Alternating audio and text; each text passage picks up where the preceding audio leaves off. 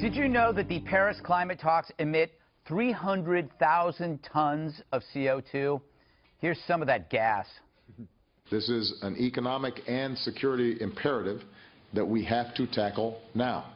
Everybody else has taken climate change really seriously. They think it's a really big problem. Your deliberations over the next 2 weeks will decide the fate not only of those alive today, but also of generations yet unborn. Let's just imagine for a moment what we would have to say to our grandchildren if we failed. What was it that was so difficult when the Earth was in peril? When the sea levels were rising in 2015, when crops were failing, when deserts were expanding, what was it that was so difficult? And then the media added their own stink. The president warns it will soon be too late to stop climate change. We find evidence in China's pollution emergency and in the melting Arctic. The scientists say what happens up here is what's going to happen to all of us. There's never been anything like it. 150 world leaders under one roof in high-stakes talks targeting climate change. Overseas tonight into Paris and to that unprecedented climate change summit tonight. A major gathering of world leaders, nearly 150 in all, including, of course, President Obama, who said today the United States deserves some of the blame for climate change. What self-perpetuating poop. You got to wonder why such drama hasn't been directed at terror. Maybe it's the difference between those who fight for such causes. The climate crazies are elitists, lavishly educated, expensively caffeinated, and predominantly white. The older and richer they are, the more this elite status becomes obvious. See Prince Charles, Leo DiCaprio, Al Gore, still there.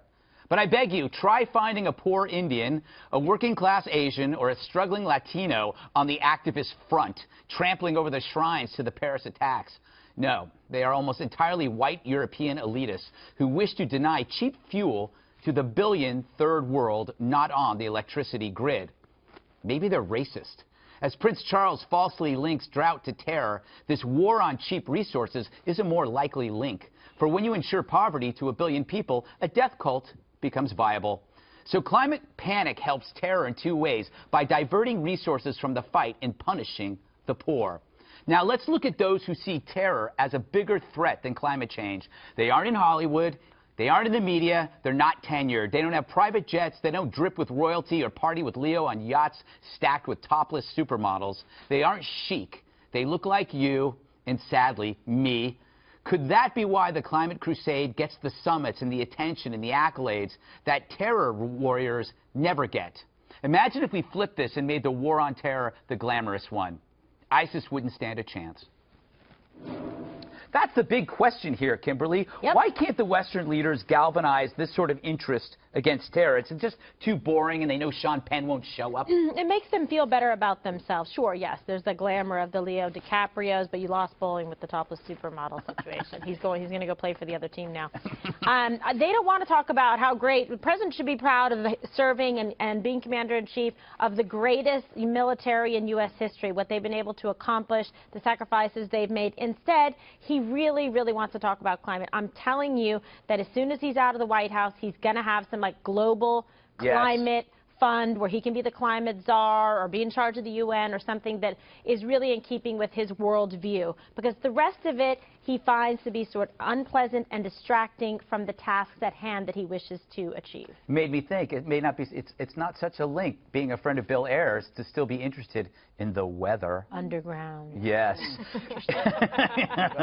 Eric, holding a climate conference. Put it together. I know, yeah. It all makes sense now. Yeah. He's holding a climate conference in the age of ISIS. It's like having a slumber party during a famine. More worried about icicles than ISIS. Yeah, yes. Look, it's appalling that he's making such a big deal about this. Okay, so you want to be a climate alarmist, that's fine. We know that's what they do. We know there's a lot of money in it. Tom Steyer is pledging hundreds of millions of dollars every year to make sure that their voice is heard. That's fantastic. Knock yourself out. But not in place of the terror summit, not in place of being concerned about terror, and certainly not blaming the United States for the propagation of terror. In other words, saying terror is increasing because of climate change, and then saying we are this #2 emitter on the planet, therefore the United States, therefore the United States is probably the #2 reason for terror. How can it not be that link?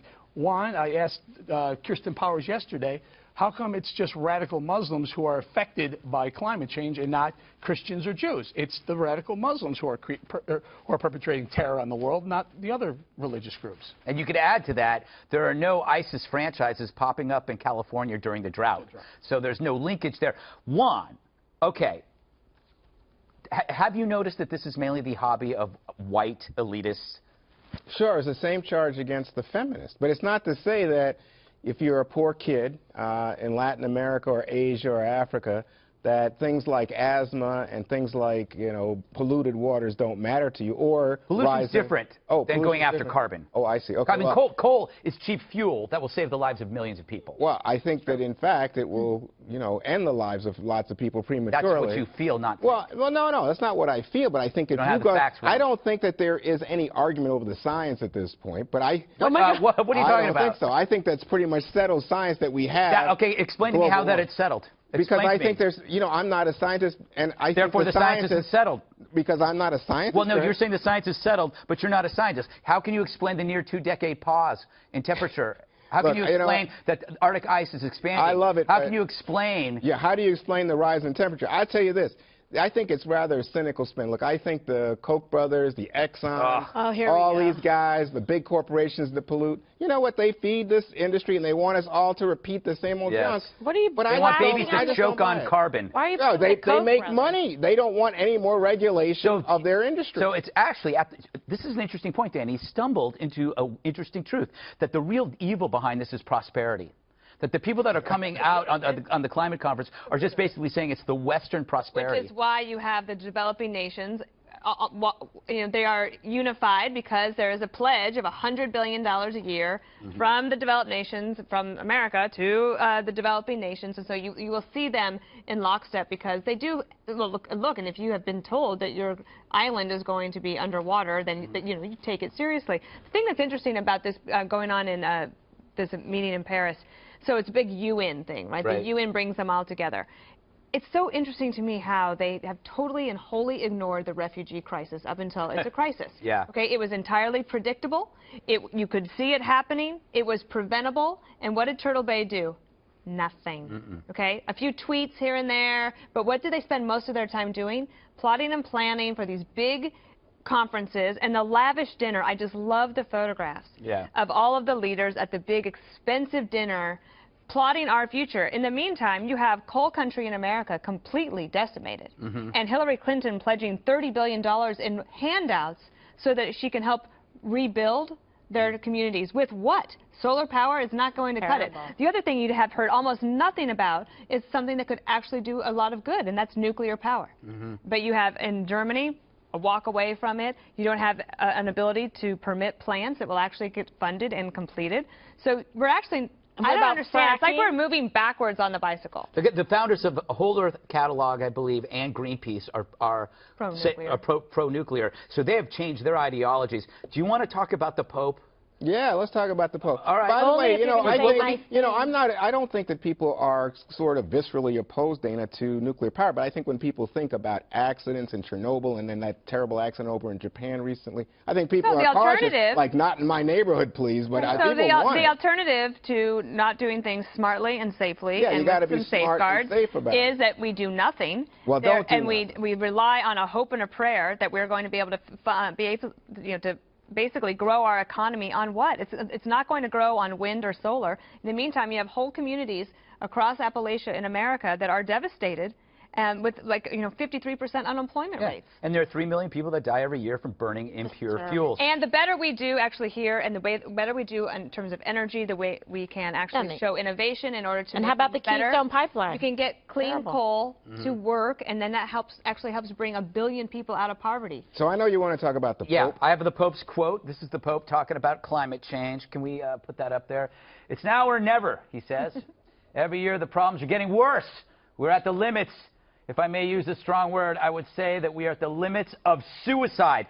Now, this is what I like about the Pope. He's the king of the understatement. This declaration, Kimberly, Yes. I'm not going to go after the Pope about this, but I find it misguided given that Christians are being persecuted all around the world, and he's choosing this topic, not that. Well, he's also talked about that, but today it's that. about the Weather Channel.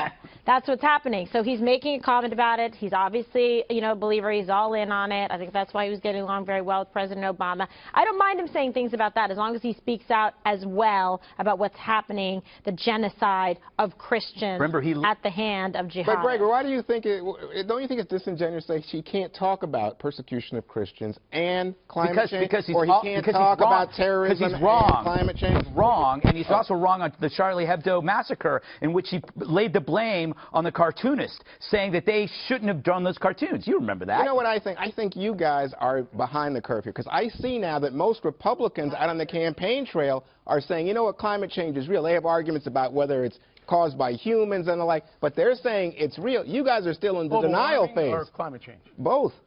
Well, because the inconvenient truth is that, as Greg pointed out, a 19-year pause in temperature rise is now birthed a change from global warming to climate change. You can't deny climate change. You can't deny. You can't. You can look over a 100-year period and you see this warmer 10,000. But you remember Al Gore? Just we'll say it again. Al Gore predicted that the northern polar ice cap would be melted by 2013. We'd be freeze-free by 2030. Hyperbole, ridiculous. Is that your whole point? That's why we shouldn't pay attention to climate change? It's not shrinking. It's actually growing. It's up 63% over the last 2 winters. And if you want to bring up politicians, 27% of Democrats favor persecution of climate skeptics in the United States. Persecution? Yes. Sorry. Same thing. Same thing. They really mean persecution. They mean persecution. You know what they do? Prosecution. You know what they would do? What did that happen to that woman in Vegas? They put her in that thing that iced her up and she froze to death. That's what's going to happen to her. Persecution. In the what is it called? That's a cryo. But also, Greg, remember, I think it is worth pointing out that what President Obama is trying to commit the United States to at this conference in Paris has been rejected by both majorities in both the House and the Senate and over half of the states. So he's basically betting our future on something that is likely to be overturned in the courts. Can I just point out, I think it's absolutely disgusting, any world leader that actually links terror to climate change. It is absolutely disgusting. There's nothing in it for them. There's nothing in it other than to take blame. That's what ISIS wants. Blame. But the worst thing that he said today, too often American leadership is defined by whether or not we're sending troops somewhere. It's always the weather.